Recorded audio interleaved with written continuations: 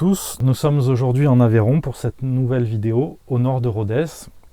Et pour cette vidéo, nous allons donc faire un bond encore plus important dans le temps que pour les premières, puisque nous allons nous intéresser aux mégalithes. Et pour cela, j'ai le plaisir de recevoir Benoît Blin. Benoît, bonjour. Bonjour. Et merci d'avoir accepté mon invitation pour cette interview. Alors, pour vous présenter brièvement, vous êtes géobiologue, oui, graphiste également. Vous enseignez le graphisme d'ailleurs à l'IUT de Rodez, je crois. C'est bien ça. Alors, pouvez-vous dans un premier temps nous expliquer un peu votre parcours et plus particulièrement ce qui vous a amené à vous intéresser au monde des énergies, on va dire. Oui. Alors, bien sûr, on peut trouver des ponts entre le graphisme, qui est mon métier premier. En fait, j'ai fait des études d'art, mais je n'étais pas du tout versé là-dedans. Et j'ai une petite fille, en fait, qui, pendant très longtemps, n'a pas dormi la nuit. Elle avait des nuits agitées, des nuits où elle se réveillait, voilà. Et le jour où, c'était vers ses 4 ans et demi, on a déménagé. Alors elle s'est mise à dormir. Il y a eu vraiment un avant et un après. D'accord.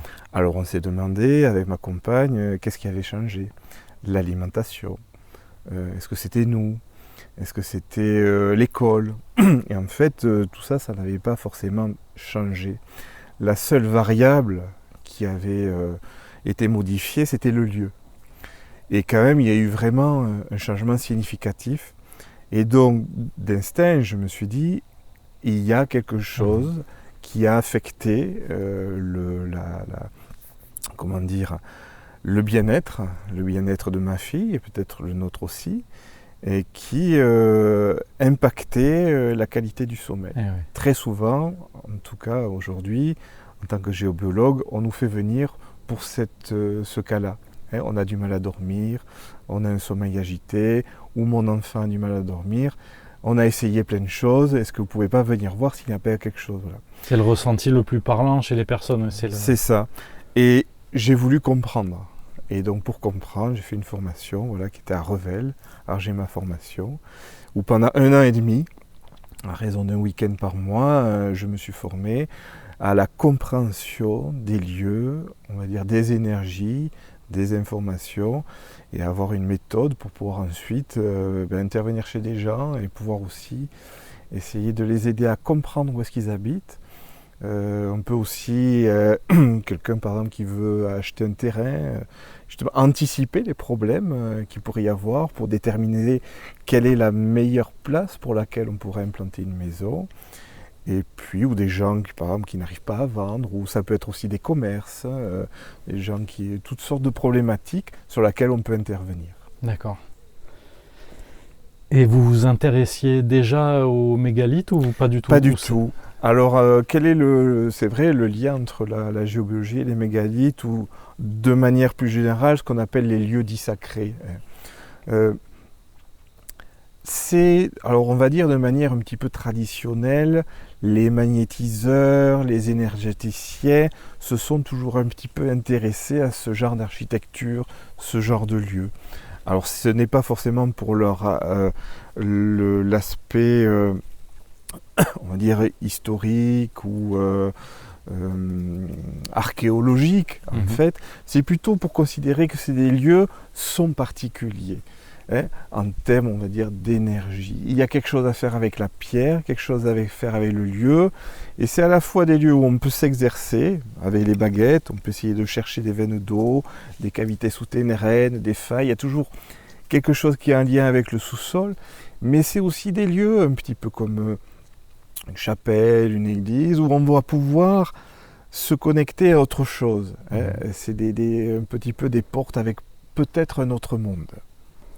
Et oui, justement, dans les toutes premières vidéos de la chaîne, qui ne sont pas encore parues à l'heure actuelle, mais qui arriveront à la rentrée, nous nous sommes intéressés aux cathédrales, la façon dont elles ont été construites, leur pouvoir énergétique, et force est de constater qu'elles sont, comme beaucoup d'églises également, construites sur d'anciens lieux de culte dits païens, mais ce que vous nous évoquiez à l'instant.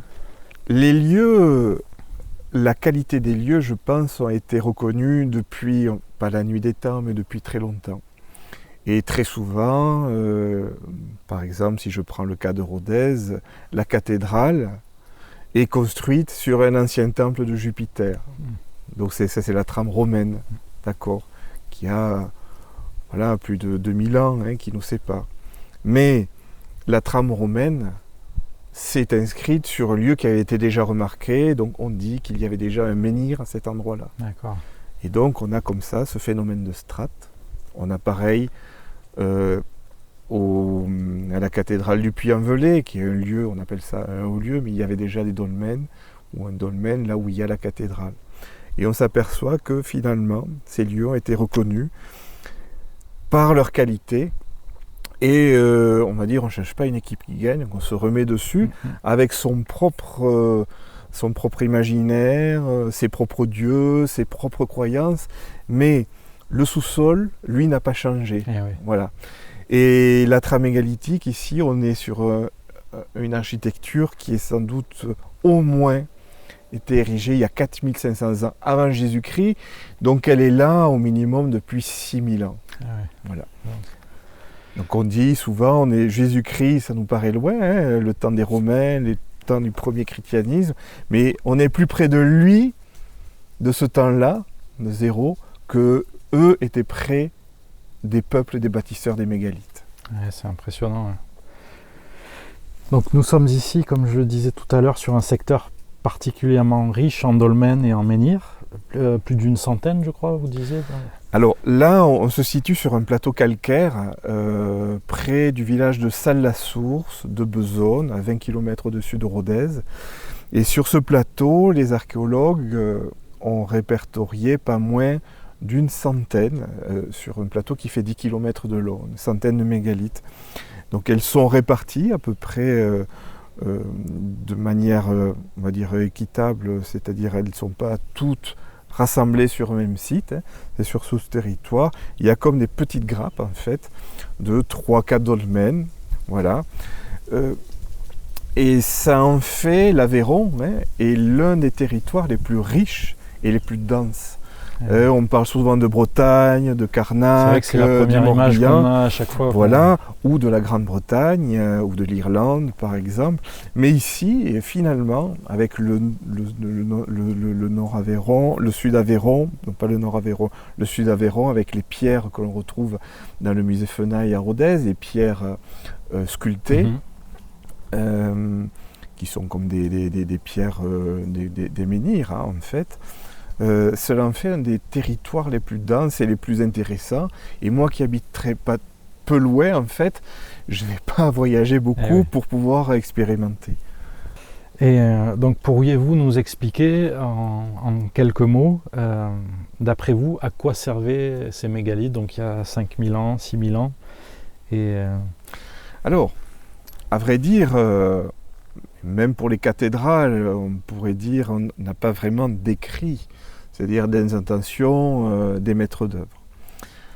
Aujourd'hui, on se retrouve devant cette architecture, donc ces pierres-là qui sont ici remarquables. Hein. On a vraiment massif, une dalle qui fait plus de 20 tonnes. Si on la mesure avec la densité du calcaire, c'est quelque chose d'assez impressionnant et on imagine la force d'intention qu'il a fallu pour mettre en branle plusieurs personnes et se dire il y a ce projet de mettre ici des pierres, même si peut-être les carrières ne sont pas si loin que ça, quand même ça a demandé un certain nombre d'énergie et un certain nombre de... Une volonté qui est tendue par quelque chose. Une vraie volonté. La fonction que l'on attribue plus généralement, que les archéologues attribuent, c'est une fonction plutôt funéraire. Le vocabulaire des archéologues parle de tombeaux, de tombes, de lieux funéraires, de choses-là. Et effectivement, on a retrouvé des ossements, des traces d'ossements, plus des traces des flèches, tout un tas de ce qu'on peut retrouver lorsqu'on fait des fouilles en fait, dans ces lieux. Mais pour autant, ce n'est pas forcément parce qu'on retrouve des morts qui ont été enterrés là, et quelle mort, on ne sait pas vraiment, que c'était la fonction première. Si l'on regarde ce qu'ont collecté les ethnologues à travers de ce qu'on va dire les traditions populaires, ou on va dire c'est l'héritage païen en fait, on s'aperçoit que la fonction de ces pierres n'est pas forcément l'idée d'un tombeau. Hein. Alors souvent il y a des pierres, on va aller sur la pierre pour se guérir, d'une fièvre, guérir d'un problème de peau, guérir des viscères, et on s'est aperçu que certains lieux avaient des propriétés particulières. Voilà. Et des lieux où on y va peut-être pour trouver quelqu'un, pour se marier, ou faire de la divination en se disant mais est-ce que celle que je désire, est-ce qu'elle est bonne pour moi? Donc on va demander par la pierre avec une petite manipulation et la pierre va nous répondre. Donc là on est dans l'ordre de la croyance, mais aussi un petit peu des rebouteux, le magnétisme. On ne va pas chez le rebouteux, on va à la pierre. Voilà. Ou des cas d'infertilité aussi, avec l'image souvent phallique du menhir. On va tourner autour et on va du coup avoir des enfants. Donc là, c'est une fonction, on va dire, presque médicale. Voilà. Vous voyez, on va dire, un peu de magie. Voilà. Et je pense aussi, on le verra en décrivant un petit peu ce qui est en œuvre, en fait, je pense aussi qu'il peut y avoir des fonctions de lieu initiatique. De la même façon que une église aujourd'hui ou une cathédrale, on n'y va pas pour mourir. Il y a des tombeaux dans une église. Il y a à Rodez, il y a l'évêque, les différents évêques qui sont enterrés.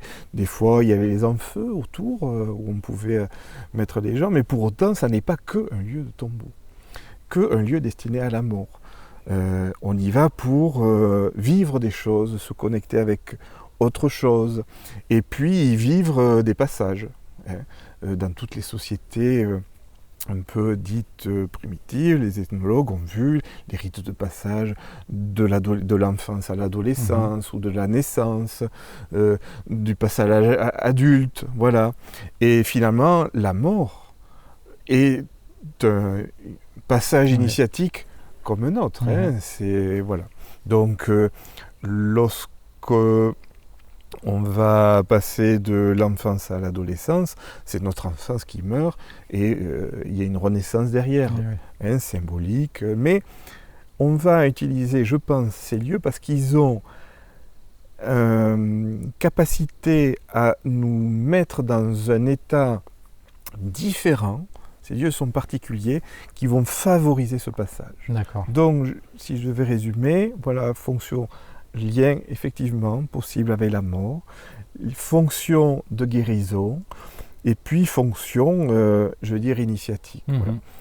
Et on pourrait dire ces lieux aujourd'hui ne sont plus pratiqués, et en fait, lorsqu'on se balade, des fois on s'aperçoit qu'il y a des restes. Moi j'ai retrouvé des cartes, des vierges, des pommes, donc toujours les gens viennent en fait sur ces lieux et continuent à faire, voilà, à se servir de la pierre comme moyen de faire des choses. Et donc vous pensez que, par exemple, c'est tous les habitants qui venaient sur ces lieux, c'est pas juste les initiés. J'ai l'image de druides qui ferait, je sais pas, une incantation spécifique. C'est vraiment tout le monde qui pouvait y avoir accès. Alors, les témoignages qu'on a, ce sont des témoignages qui sont du début du siècle, qui sont un héritage de, du Moyen-Âge, de ce passé, et jusqu'on peut remonter aux druides. Mais les druides sont des contemporains des Romains, des contemporains les druides, les Celtes, sont des contemporains des Romains, mais eux sont, toujours pareil, plus près de nous que eux étaient près du peuple bâtisseur. Il y a cette légende où on pourrait dire les Celtes seraient des héritiers de ce savoir, parce que finalement, on ne sait pas qui ils étaient. On retrouve donc vraisemblablement, d'après les études d'archéologues qui ont évalué à l'aide de carbone 14 de quand pouvaient dater ces édifices, ça date, les premiers c'est en Bretagne, il y a 5500 ans avant Jésus-Christ, donc plus de 7000 ans. 7100, Hein. ouais. Ensuite, visiblement, ce peuple aurait un petit peu migré et revenu ici, hein, dans la région de la Méditerranée, contourner l'Espagne, et les types de ce genre de construction en calcaire, on en retrouve ici, on en retrouve sur le Larzac, mais on en retrouve aussi à Sète, ou vers Montpellier, ou même vers Rosas, en Espagne.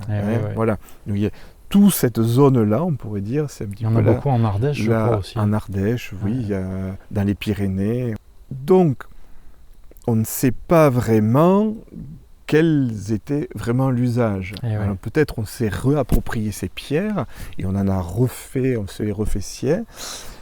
Toujours est-il que, par exemple, on retrouve sur les orientations solaires les fêtes celtes, mais qui ont été ensuite, donc par exemple le 1er août, le 1er novembre, le 2 février et le 1er mai, qui sont des fêtes qui se situent sur le calendrier 40 jours après le solstice, 40 jours après l'équinoxe.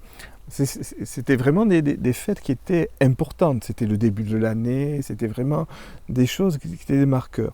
On s'est rendu compte de manière statistique que l'orientation de certains dolmens ou de certaines menhirs correspondait au jour où le soleil apparaissait ce jour-là. Et que justement, ce qui a à voir avec ces dolmens, ces mégalithes et ces menhirs, généralement, ils ont un jour particulier où il va y avoir une rencontre avec la mécanique céleste.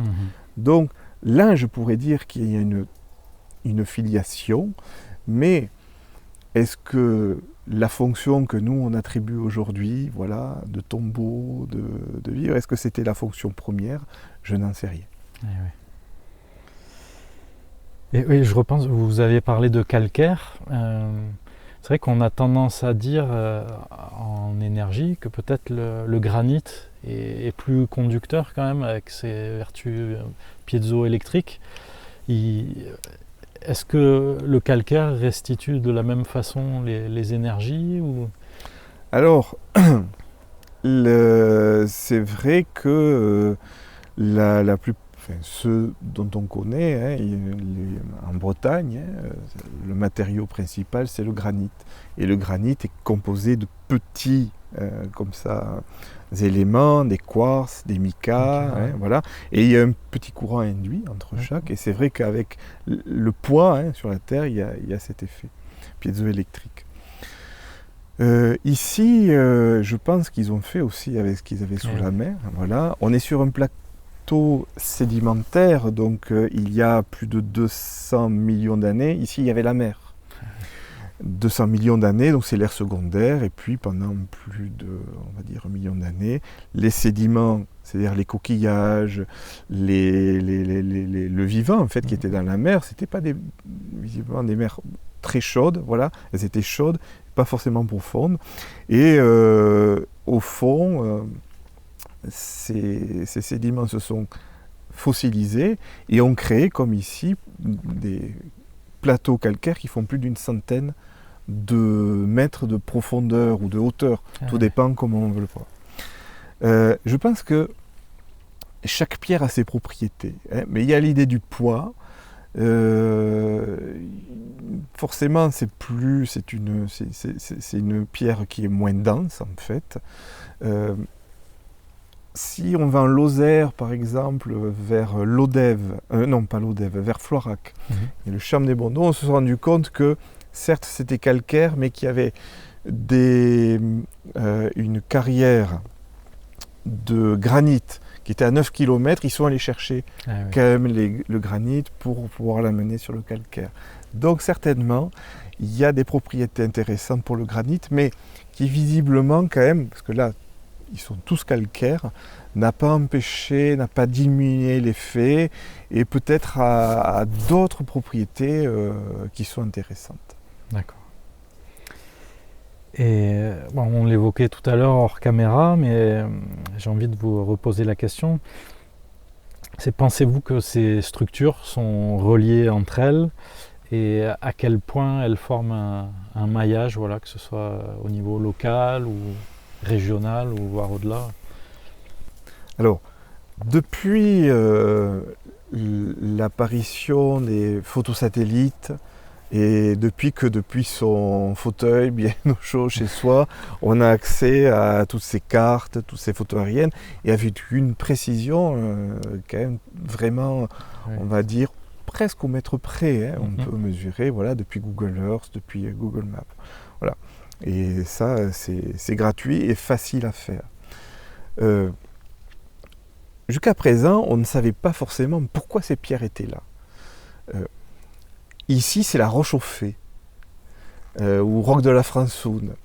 Il y a des pierres qui sont les pierres des géants, ou des pierres des nains. Et souvent, ces légendes ont été là pour dire pourquoi ces pierres sont là.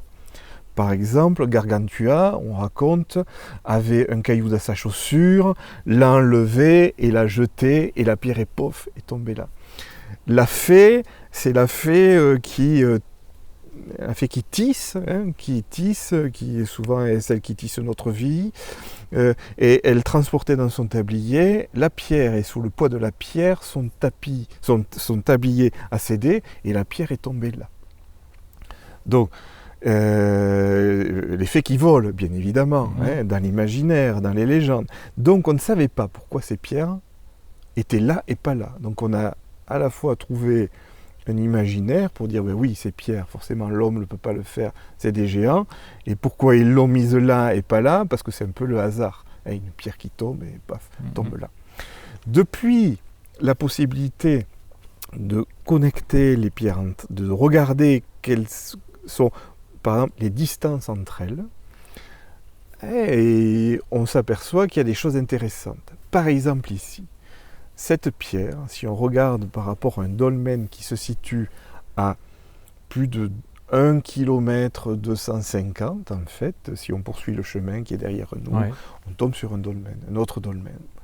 Eh bien, si on le convertit en yard mégalithique, qui est une unité de mesure statistique qui vaut environ 0,83 mètres, eh bien, on s'aperçoit qu'on tombe sur un entier. C'est à 1 mètre, c'est pas très joli. Et si on le mesure en yards, si on le convertit, on tombe sur 150 yards mégalithiques. Idem, il y a un autre dolmen, le dolmen de Besonde numéro 3, qui se situe un petit peu plus au sud-ouest, qui là est à plus de 2 km, on tombe sur 2500 yards mégalithiques. Ah ouais. Et pareil, il y en a un autre, alors c'était le menhir qui pareil est à pas très loin d'ici. Donc il y a comme ça une unité de mesure entre certains qui n'est pas là de l'ordre du hasard. Et ce qui est étonnant, c'est que cette unité de mesure a d'abord été évaluée par un chercheur dont les recherches étaient plutôt situées en Bretagne et en Grande-Bretagne. Or, lorsqu'on calque ces recherches, qui sont des recherches en fait statistiques, mais il a essayé de trouver le dénominateur commun, il est arrivé à là, on tombe ici pareil sur les mêmes mesures. Ah ouais. Donc il y a comme ça, en tout cas, une liaison, on peut mettre en évidence une volonté de donner quelque chose, alors pour le coup rationnel, qui fait partie de notre monde, une espèce de pas commun sur des distances quand même qui sont grandes. Donc déjà il y a l'idée de ne pas faire n'importe quoi. Donc déjà on peut se dire, elles sont connectées. Alors pas toutes forcément, et puis il y a celles qui ne sont plus là, qui ont peut-être été détruites. On n'a qu'une part de ce qui a forcément existé. Et puis il y a une autre dimension qui est encore peut-être plus étonnante. Pour moi, elle est encore plus étonnante que la capacité à déplacer ces pierres. Bien sûr, c'est incroyable, c'est des gros blocs, c'est phénoménal. Hein, toutes les expérimentations, des leviers. Mais on a mis en évidence, et c'est assez facile, des figures géométriques. Et ces figures géométriques sont à la dimension du paysage, c'est-à-dire ce sont souvent des carrés ou des multiples du carré.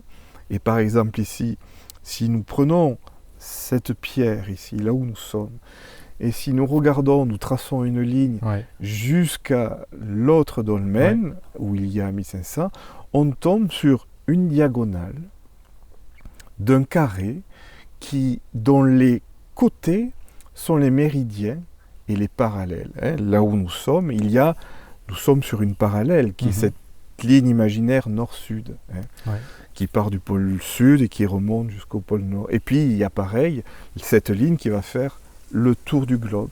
Donc à chaque fois, on est un quadrillage. Et donc, si on mesure l'angle, ici c'est 135 degrés nord, donc l'idée c'est 45 degrés par rapport à l'axe est-ouest, il y a 45 degrés. Donc 45 degrés, on le sait à l'école, on l'a vu, c'est la moitié de 90 et c'est la diagonale d'un carré. Idem, si on prend celui qui a plus de 2500 gaines mégalithiques, c'est un triple carré. Et comme ça, on va s'apercevoir qu'il y a comme ça une petite musique qui va coordonner et relier par la géométrie tous ces bâtiments. Et ici, lui, alors souvent c'est 2 qui vont être connectés, des fois 3, et lui, c'est un petit peu comme si on était à Châtelet, en fait, c'est un distributeur. D'ailleurs, il est plus gros que les autres. On peut imaginer que sa grandeur fait qu'il y a un sens, ou peut-être qu'on a fait lui d'abord, je ne sais rien, on peut se demander quel a été le premier, mais ensuite, on a connecté les autres à travers la géométrie et à travers les mesures. Alors après, ça, on peut ressembler aujourd'hui, en mathématiques, il y a les graphes. Vous savez, c'est les mathématiques qui gèrent le plan du métro, la distribution, ou les neurones en fait. C'est un plan où il n'y a pas forcément de centre, où s'il y a un endroit qui se coupe, le reste continue à exister. Donc il y a cette trame-là qui a été placée, de manière factuelle, en tout cas, à un niveau, on va dire, local, c'est-à-dire, il y a une cohérence entre ces grappes de mégalithes et les grappes de temps en temps entre elles. Voilà. Après, on peut se demander, est-ce qu'à échelle régionale, cela peut exister, ou à échelle plus grande, je ne sais pas, mondiale. Ce que moi j'observe, c'est que souvent ça suit certaines régions qui sont favorables à l'implantation des mégalithes. Ici on est sur un plateau, on a une vue très lointaine, où on peut mettre justement en disposition, connecter ces lieux au cosmos, parce qu'on voit loin, on voit bien le soleil apparaître, plus que si on était au plus profond d'une vallée. C'est pour ça qu'on en retrouve en Lozère, autour de la vallée des gorges du Tarn, sur les Causses. C'est pour ça qu'on en trouve sur le plateau du Larzac, juste avant de plonger dans la vallée de l'Hérault. On surplombe et on voit jusqu'aux Pyrénées, tous les monts, les Corbières et tout. Donc vraiment, on peut se connecter loin à l'horizon. Et après, dans toutes les Cévennes, jusque dans la vallée du Rhône. Donc moi, je pense plus que c'est à niveau local, comme des petits sanctuaires, en tout cas, on peut passer de l'un à l'autre. Voilà. Okay. Donc oui, il y a ce petit maillage qui fait penser à des relais. Bon, peut-être j'extrapole un petit peu. L'orientation dont vous parliez, donc principalement par rapport au soleil. Alors, oui, pardon. Il y a l'aspect géométrique, donc qu'on ne connaît que depuis finalement peu de temps, parce que avant on avait des cartes pas assez précises et on ne pouvait pas ériger de telles théories, et ne pas le constater. Mais ce qu'on a pu toujours un petit peu constater, c'est les orientations. Donc ça, c'est à peu près admis par tout le monde que ces bâtiments relationnent avec la mécanique céleste. Alors ça peut être le soleil, mais ça peut être la lune, ou ça peut être aussi certaines étoiles particulières et remarquables. Il y a des levées héliaques, il y a l'étoile polaire, donc quand il y a un menhir, par exemple, j'ai des menhirs où il y a des petits trous qui sont orientés au nord et qui, une certaine orientation, vont pointer. Alors aujourd'hui, c'est Polaris, mais il y a 6000 ans, c'était une autre étoile. C'est vrai qu'il faut tenir compte du décalage. L'axe du monde. Le Soleil et la Lune sont des astres assez réguliers. À 6000 ans, c'est à peu près, quasiment, ou quelques peut-être dixièmes de degré, mais c'est à peu près la même chose. Le ciel, par contre, lui bouge énormément. Hein. Il y a ce phénomène à la précession des équinoxes, avec la Terre qui effectue ce petit mouvement de toupie, dont le tour dure 26 000 ans. 25 000 ans, ouais. Voilà. Donc, d'où le nom de la précession des équinoxes. Et donc là, pour établir ce genre de théorie, il faut regarder avec des logiciels d'astronomie, essayer de se recontextualiser et éventuellement essayer d'établir des liens avec certaines étoiles, mais on n'est pas sûr du moment où c'est... Mais c'est sûr que si elle pointe une étoile, l'étoile aujourd'hui, elle n'est plus pointée parce que le Soleil a bougé. Voilà. Et donc, généralement, on trouve pour le Soleil les solstices, comme c'est le cas ici. On le regardera tout à l'heure avec une petite application où on peut remettre la course du Soleil, les équinoxes, les mêmes fêtes celtes, c'est-à-dire 40 jours, de manière statistique. On les voit le 1er novembre. Et après, d'autres où c'est un petit peu moins. Voilà. Mais il y a toujours ce lien, et généralement, il y a en plus un élément caractéristique à l'horizon, c'est-à-dire une montagne, un creux, quelque chose qui est de l'ordre du repère, qui fait qu'on va s'ancrer plus facilement vers telle date que d'autres. Je pense que c'est ça. On ne dédiait pas, on n'avait pas dans l'idée je vais marquer le solstice d'été ici. Non, c'est je regarde, j'observe, très longtemps d'observation, je pense, et de compréhension de ce que le lieu est. C'est ça la géobiologie, c'est comprendre ce que le lieu est, et de pouvoir non pas bâtir contre, mais bâtir avec. Et en trouvant le lieu remarquable, où le soleil va apparaître, ça va faire un repère à la fois dans le temps et dans l'espace. Oui, donc là on était sur le lien avec le ciel, les astres, et au niveau de la Terre, donc comment ils choisissaient donc, Alors, il y a toujours, et même on va dire dans toutes les constructions dites sacrées, que ce soit les chapelles, plus près de nous, les églises romanes, les cathédrales, ou même les pyramides, voilà, toujours ce rapport cosmo-tellurique. On imagine cet équilibre ou ce déséquilibre, voilà, cosmo-tellurique. Donc on a vu, il y a l'idée d'apporter du cosmos, voilà, parce qu'on baigne tous dans le même bain cosmique. Le cosmos est à peu près équivalent sur toute la surface de la Terre, c'est-à-dire, voilà. Sauf si cette information, on va la révéler et la capter. Voilà.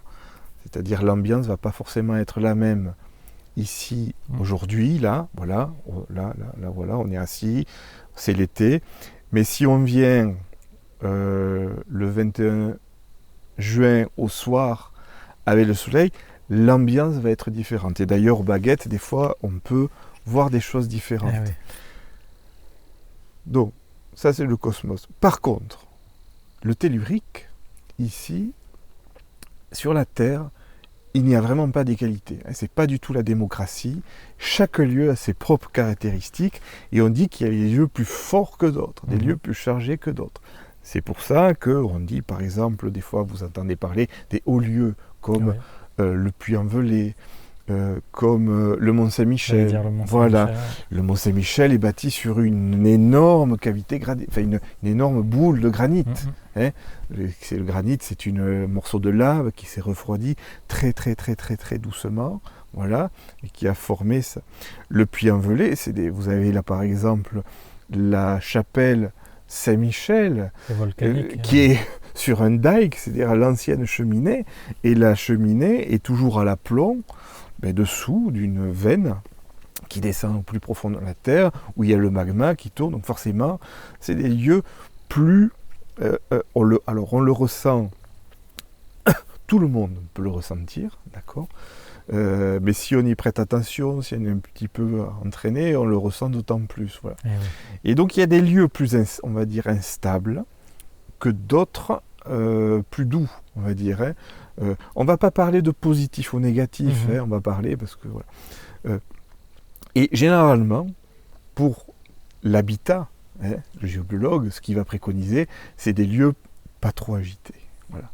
On va préconiser des lieux, par exemple, où il n'y a pas de veine d'eau, il n'y a pas de faille, il n'y a pas de cavité souterraine, il n'y a pas de discontinuité géologique. Parce que la discontinuité va apporter ce qu'on appelle des zones géopathogènes qui vont fatiguer, qui vont... En fait, notre corps, comment réagit-il? C'est pas forcément très bien l'expliquer encore, mais par exemple, moi, si je détecte l'eau pendant une après-midi sur un terrain, je vais être fatigué le soir. Parce que mon corps, en fait, n'est pas cessé de s'habituer, de s'ajuster, et parce qu'il détecte une différence, et cet ajustement est coûteux. Voilà. Je comprends. Pour autant, on s'est aperçu aujourd'hui, parce qu'on peut le détecter avec les baguettes, mais aussi aujourd'hui on a des cartes géologiques par le BRGM, et par exemple ici, il y a une énorme faille qui se situe à quelques dizaines de mètres, qui n'est pas à l'aplomb, hein, mais qui a une dizaine de mètres, qui est une faille qui est sur plus d'une dizaine de kilomètres, qui est ici. Pareil, j'ai étudié, j'ai regardé certains mégalithes, des menhirs ou pareil, des dolmens qui sont souvent situés sur des zones géologiquement intéressantes, où il va y avoir des effondrements d'eau ou justement, on le voit, des frontières. Donc là, c'est pas du... On peut dire oui, mais avec les baguettes, est-ce que vous êtes sûr? Là, c'est vraiment les cartes qui parlent. Et à l'époque, il n'y avait pas de cartes. On sait que les bâtisseurs du Moyen-Âge prenaient énormément de temps pour essayer de comprendre ce qu'il y avait dans le sous-sol. À l'époque, on appelait ça la vouivre, c'est-à-dire une espèce de serpent imaginaire. Donc, c'est les forces telluriques qu'on essayait de récupérer et pour justement les ramener dans l'hôtel et les faire exister dans le bâtiment, dans la chapelle. Les Chinois ont les dragons. Excusez-moi, ça me fait penser vraiment... Oui, les forces, donc tout ce qui est en mouvement, l'eau ou deux plaques qui s'affrontent, c'est vraiment quand il y a de l'énergie qui est dégagée. Alors, il peut y avoir des émanations, des rayons gamma, ce genre de choses, mais généralement, c'est instable. Je pense que c'est là pour nous amener l'homme. Alors, c'est à la fois comme un moteur, on va dire, on peut parler de moteur énergétique, par exemple, c'est ce qui va... On va dire ce qui va animer le lieu. Hein. Animer, c'est l'âme. Hein. Donc, c'est ce qui va rendre vivant, vraiment, c'est des lieux dynamiques, des lieux où il va se passer quelque chose. Et si on imagine un rituel où on vient, où on a été préparé, où il y a de la musique, des flammes, des bougies, une préparation, on va plus facilement pouvoir modifier son état de conscience ici. Donc, c'est la fonction initiatique du lieu qu'on comprend. Plus facilement pouvoir se connecter à autre chose, se connecter à l'ailleurs, à un monde qui n'est plus rationnel, qui était rationnel, et favoriser cet état de conscience modifié. Voilà. Alors, je ne parle pas de transe, mais déjà, on ne va pas vivre les mêmes choses ici que là-bas. C'est un portail énergétique. Alors, portail, ça voudrait dire ça s'ouvre et ça se ferme. Est-ce que c'est le cas? Il y est toujours. C'est-à-dire l'intensité de la veine d'eau, l'intensité de la faille, elle, il y est toujours. Par exemple ici, aujourd'hui, là, le lieu, ce qu'on appelle le lieu est fermé. D'accord. C'est-à-dire il y a plus de tellurique que de cosmique. Le rapport, en fait. Le tellurique est fort ici. Il y a des lieux où c'est encore plus fort. Je fais des fois des stages, j'ai des stagiaires, donc je les amène, on essaye de comprendre, on essaye de travailler le ressenti avec les baguettes et la compréhension du lieu. Et j'ai des stagiaires des fois qui ne peuvent pas rentrer dans le dolmen parce qu'ils ont des sensations de vomissement, alors que sur un précédent, ils embrassaient la pierre et tout allait bien. Donc les lieux ne se valent pas, et peut-être parce qu'ils n'ont pas les mêmes fonctions, ils n'ont pas les mêmes qualités, les mêmes propriétés. Donc il va y avoir des lieux plus durs, plus intenses, et d'autres des lieux plus doux. Voilà. Et c'est là, on va dire, la magie, c'est ce qui est beau, c'est que le jour où justement le soleil apparaît, ce rapport, justement, s'harmonise. Ah, il y a l'équilibre qui Il y a se crée à ce l'équilibre, moment-là. Ouais. mais c'est un équilibre qui est avec beaucoup d'intensité de cosmique et beaucoup d'intensité de tellurique. Ouais. Et donc ça va favoriser une dynamique qui ce jour-là va être particulière. Après, on dit qu'on peut aussi ouvrir ces lieux avec des manipulations, voilà, ça c'est des choses que j'enseigne dans mes stages, avec des dispositifs, des manipulations, on peut à certains endroits stimuler, en fait on stimule, hein, voilà, et on peut arriver à ce genre, pareil, d'ouvrir pour un certain moment le lieu, voilà. Et puis après, il se referme naturellement. Il y a, on parle de portail, il y a un Lozère, j'ai vu 3 pierres alignées, qui le jour, justement, 1er novembre, aujourd'hui une fête chrétienne, hein, mais qui était déjà, il y a plus de 6000 ans, déjà relevée, 3 pierres alignées, avec une ombre qui va être comme le seuil entre 2 portes, hein, puisque les mégalithes sont comme ça. Donc on imagine l'ombre qui va, avec la course du soleil, s'ouvrir. Et en plus, ces pierres sont au début, on va dire, du sanctuaire, au début du grand plateau calcaire, et on peut imaginer là, oui, que c'est une sorte de porte symbolique, mais qui, si on peut le vivre, peut être une porte vers quelque chose d'autre. Voilà. Donc, un portail. Après, on peut imaginer toutes sortes de choses.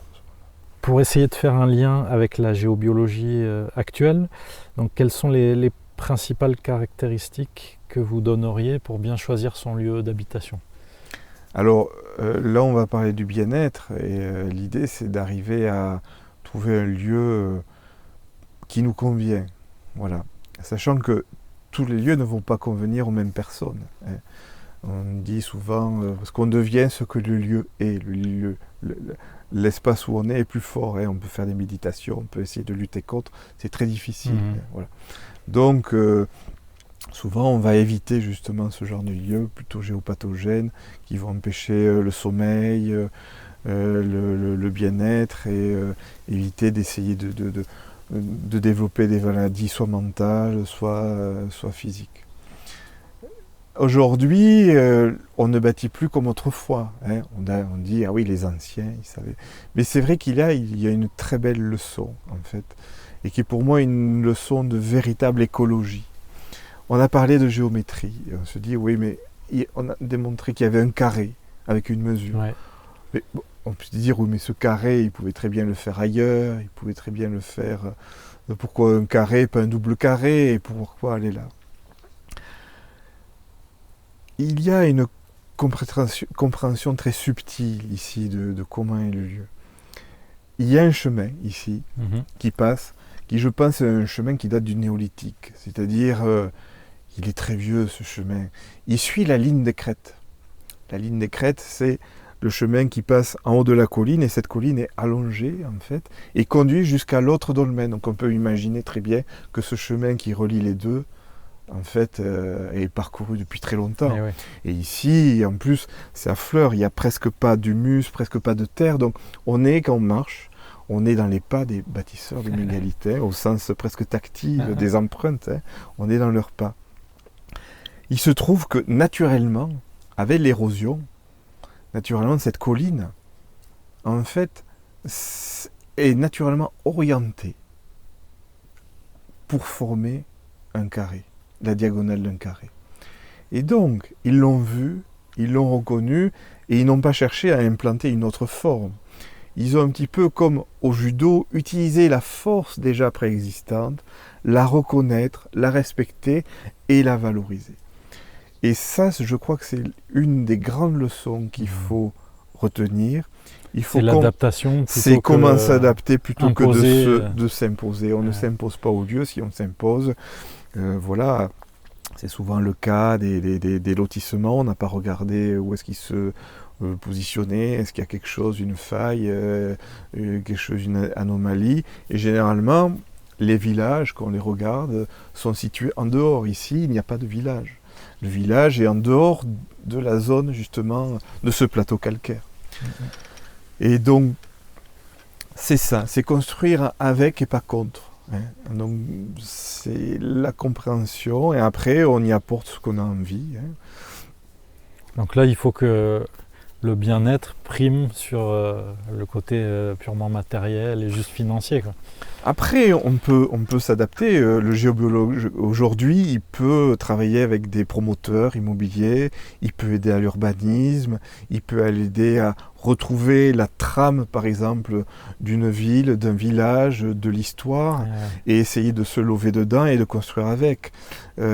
Justement, ne pas de construire comme un cheveu posé sur la soupe. En fait, c'est l'idée de créer de la cohérence et non pas de la dissonance, d'essayer de raisonner justement avec ce que le passé a été et de construire avec, de co-construire avec le lieu. C'est ça, si on arrive à faire ça, c'est le plus beau. Voilà. Aujourd'hui, on a des contraintes, voilà, techniques, de temps de surface, de se mettre sa maison à telle distance. Il y a de tels cahiers des charges que c'est infernal. J'ai un ami qui habite ce qu'on appelle une maison de maître, qui n'est pas, par exemple, un lieu où on pourrait dire il y a le sacré. Ce n'est pas une église, ce n'est pas une cathédrale, ce n'est pas une pyramide. Voilà. Mais c'est une maison qui est dans le Cantal où il y a un léger... Toutes les maisons en fait sont parallèles à la route et dans le village. Et celle-ci est légèrement décalée. On pourrait dire, mais voilà une dissonance. Voilà. Pourquoi il ne s'est pas mis dans l'axe de la maison? Et en fait, quand on s'aperçoit, c'est que le maître d'œuvre, sans doute, avait un peu de savoir-faire, qui est l'héritage très lointain de ce savoir, de cette connaissance. Et il avait orienté le bâtiment, cette maison de maître, avec les apparitions du soleil lors du solstice d'été. Alors pourquoi il a fait ça? C'est une maison qui a une centaine d'années peut-être. En tout cas là, il y avait toujours ce savoir-faire qui, on a dit, ben voilà, si on regardait, si on bouge légèrement, on va connecter son bâtiment avec quelque chose de plus grand que soi, qui nous dépasse, mais en même temps dans lequel on baigne depuis que l'homme est homme, depuis que le vivant est là. Hein. C'est notre rythme interne, et se mettre avec, se connecter avec, je pense, change l'ambiance. Voilà.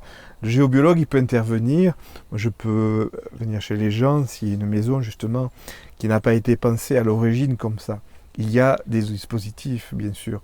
On peut placer des pierres, on peut entourer un bâtiment dans une forme géométrique qui peut être un carré, ou une forme géométrique qui va relationner, qui va reprendre les proportions liées à la mécanique céleste, et on peut ramener ce que, on va dire, aujourd'hui, l'homme moderne a perdu, c'est le rapport au cosmos, le rapport à la mécanique céleste et son environnement. Ça permet de rééquilibrer. On le rééquilibre, on le reconnecte, mais souvent, même des gens, dans une intervention, je commence souvent comme ça, je leur montre les apparitions solaires. Et leur montrer où est-ce qu'il y a le solstice, l'équinoxe, leur donner des repères, déjà, ça peut changer l'ambiance du lieu et leur rapport qu'ils vont avoir à leur maison. Hein, il y a l'aspect psychologique, c'est-à-dire comprendre son lieu, c'est mieux le vivre. Parce qu'on n'en a même plus conscience, en fait. Enfin, 90% de la population, je pense, ne fait pas attention dans le détail à tous ces... Non, c'est quelque chose à laquelle on n'est plus trop habitué à observer. Hein. Il faut imaginer qu'on a, avant... Le ciel, c'était quand même quelque chose qui prenait beaucoup de place, en fait. Hein. On n'avait pas les bougies, on n'avait pas la lumière, on n'avait pas... Voilà, donc c'était quelque chose qui était prégnant. Et aujourd'hui, sans doute, on l'a perdu. Mais la connaissance est comme un serpent de mer qui apparaît, disparaît, réapparaît. Je ne pense pas, par exemple, que les bâtisseurs de la cathédrale de Rodez, où pour moi, il y a tout ce qu'il y a déjà là.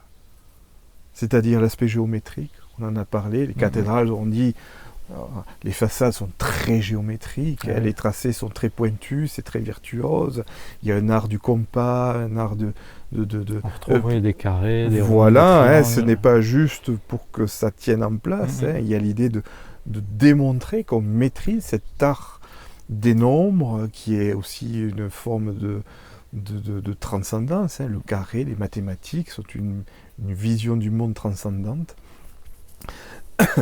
Je pense qu'il y avait déjà tout là. Maintenant, on retrouve les mégalithes jusqu'en Corée, jusqu'au Japon, donc ça fait un long chemin tout de même, et on peut se dire, est-ce que ce savoir s'est perdu? Peut-être, parce que je ne pense pas que ils ne connaissaient pas l'aspect géométrique des mégalithes. Pour autant, je pense que ce savoir s'est transmis, voilà, et peut-être qu'on est en train de le redécouvrir, et on ne sait pas, peut-être dans les siècles futurs, on reconstruira comme ça a été fait. Voilà. Ah ben, je le souhaite. Je vous remercie beaucoup, Benoît, pour cette interview. Et si notre public, qui pour l'instant est très modeste de ma chaîne YouTube, je crois qu'il y a 2 abonnés, mais qui va croître au fil des mois, je l'espère, est intéressé par vos services, comment est-ce qu'ils peuvent vous contacter, que ce soit pour la géobiologie ou... Alors j'ai un site internet qui s'appelle géobiologie-aveyron.fr, voilà, ou Benoît Blain. Je suis membre de la Confédération nationale de géobiologie, donc on peut me trouver aussi en tant que membre professionnel. Voilà, et j'interviens sur des demi-journées généralement, ou des journées entières. Et voilà, on appelle, on essaye de discuter de la problématique des gens, pourquoi on fait intervenir pourquoi me faire venir, voilà. Souvent c'est pas le premier réflexe, souvent c'est parce qu'on a utilisé d'autres, on est allé voir, on a tout essayé, un petit peu, et on vient un petit peu, pas en désespoir de cause, mais voilà. Mais par exemple aussi, je travaille avec des architectes qui peuvent en amont essayer de... c'est intelligent ça, voilà, prévenir plutôt que guérir. On fait de la prévention, voilà. Et après aussi, je peux donner des éléments de mesure, par exemple, des éléments de proportion qui peuvent non pas être des contraintes, parce que le maître d'œuvre reste le constructeur, mais peut être des aides qui peuvent enrichir le lieu. Voilà. D'accord. Et au niveau des formations que vous proposez Alors moi j'ai plus le terme, excusez-moi. Alors ce sont des stages en fait que je réalise dans un centre qui est dédié vraiment à la géobiologie, qui s'appelle Argema Formation, qui est situé à Revel, et j'effectue pour l'instant 2 stages. D'accord. Il y a un stage à Revel où on regarde plus l'aspect histoire des mégalithes et l'aspect cosmique. Donc on se rend sur un grand menhir dans la montagne noire, et on essaye de l'aborder, où j'essaye de démontrer comment l'approcher, le comprendre et le ressentir. D'accord. Donc c'est sur 2 jours. Donc il y a une partie théorique et une partie aussi de ressenti. Et je leur montre aussi, on n'en a pas parlé, mais je leur fais construire un cromlech, un cercle de pierre, mais vraiment axé sur la compréhension de la mécanique céleste, avec des pierres dédiées au soleil, reliées à la mécanique du soleil, d'autres à la lune et certaines aux étoiles. Voilà. Et donc on le bâtit et on de manière juste sur l'après-midi. Après ça n'existe plus. Voilà, et ces informations, on les trouve également sur votre site ? Oui, sur mon site. Et puis après, il y a un deuxième ici où on vient là, sur d'autres. Là, c'est pratique ici parce qu'en une demi-journée ou un week-end, on peut voir près de 9 mégalithes, sans prendre beaucoup la voiture. Et là, on aborde plus la partie géométrique des lieux. Et alors ça s'adresse à un petit peu tout le monde, des gens qui voudraient être intéressés, qui sont curieux par rapport au mégalithisme, qui voudraient en entendre plus, mais c'est une approche quand même du géobiologue, c'est pas l'approche de l'archéologue. Et mes stagiaires, je les invite à comprendre, à ensuite visiter. C'est à la fois des lieux où on peut s'entraîner à la détection, donc c'est des lieux où on va pratiquer en fait, mais c'est des lieux aussi, si on les comprend, après on peut les réinvestir dans ses propres interventions chez les gens. Si je comprends comment ici ça fonctionne, ça peut me donner des idées pour faire face à des fois des situations où on n'a pas forcément la solution. D'accord, très intéressant. Mais encore une fois, merci beaucoup et pour cette interview, d'avoir accepté, ça me touche beaucoup. Avec grand plaisir. Et puis nous, on se retrouve pour une prochaine vidéo d'ici quelques semaines. Alors comme promis, nous allons vous faire le tour du dolmen. Et Benoît va nous expliquer le fonctionnement des baguettes, c'est ça? Voilà, ce sont des baguettes en L, elles n'ont rien de magique, en fait elles expriment un petit peu un ressenti. Certains vont le faire juste avec les mains, d'autres vont utiliser un pendule. Là, l'avantage, c'est que les baguettes ont un côté pédagogique et vous pouvez voir la personne extérieure qui accompagne le client, peut voir mon propre ressenti. Globalement, ce que les anciens appelaient le rapport cosmo-tellurique, si les baguettes se croisent, c'est que l'information tellurique va être plus forte, plus présente que l'information cosmique. On va être sur des lieux plutôt durs, plutôt agités. Et inversement, si les baguettes s'ouvrent, on va être un endroit où le sol est plus doux et où le cosmos va être plus présent, sachant que ce que l'on préconise pour l'habitat, c'est quelque chose de plutôt ouvert. Et finalement, c'est un ressenti que l'on va avoir. C'est différent pour chacun. Il y en a, ça va être des picotements. Il y en a qui vont sentir du froid, du chaud. Donc ça, c'est un petit peu différent pour chacun. L'idée étant de s'évaluer de s'étalonner sur quelque chose qui est connu. Donc ici, par exemple, ce qu'on peut voir, c'est que on est plutôt sur un lieu dur, fermé, car les baguettes ici ont tendance à se croiser en fait. C'est mon corps qui fait qu'elles vont se croiser. Voilà. Mais si on vient peut-être un certain jour, comme un jour particulier, généralement les dolmens sont reliés au cosmos, à la mécanique céleste, et un jour particulier, le soleil va rentrer ici, le solstice d'été, le soleil, lorsqu'il disparaît à l'horizon, les derniers rayons du soleil vont parcourir l'intérieur et vont faire une lumière toute rouge à l'intérieur. Et ce jour-là, bien vous voyez, là je les force, mais les baguettes vont s'ouvrir. On sera sur une autre harmonie. Voilà. Donc nous nous situons à l'intérieur du dolmen de la François, du dolmen des Fées, sous ces pierres qui tiennent un équilibre. Donc il faut faire attention, on espère qu'elles ne vont pas tomber. Mais normalement, elles sont là depuis longtemps. Il y a ici un petit muret, mais qui n'a pas été fait d'origine, vraisemblablement.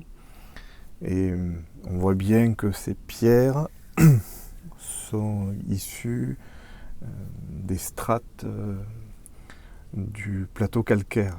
Voilà, elles n'ont pas été rapportées de loin, mais elles ont été déplacées ici. Ce dolmen ne ressemble pas trop au dolmen type que l'on connaît avec deux pans, deux piliers, deux panneaux verticaux, plus une table par-dessus, puisqu'elle est penchée. Pour autant, il y a bien une relation avec la mécanique céleste. Et ici, on peut le montrer avec une petite application qui va simuler le soleil un certain moment de l'année. Ici, donc, je suis au 21 juin. Donc, je peux montrer ici que la course du soleil, ici, va se terminer. Et on sait bien, le soleil ne se couche pas, il disparaît, car c'est nous qui tournons. Il va se disparaître, voilà, il va, hop, ici, disparaître dans ce triangle formé, ici, là, que l'on voit, et donc frapper, ici, toute cette paroi va être toute rouge des derniers rayons du soleil qui sont filtrés par l'horizon. Il n'y a que la longueur d'onde rouge qui passe. Et vraiment les derniers rayons du soleil vont mourir près de l'entrée et vont éclairer une certaine partie de la pierre. Ce phénomène n'aura lieu qu'un jour dans l'année. On peut l'observer environ 2 jours avant, 2 jours après, parce que la Terre ralentit. Et ensuite, il faudra patienter une année de plus, 365 jours, pour retrouver ce phénomène. Voilà.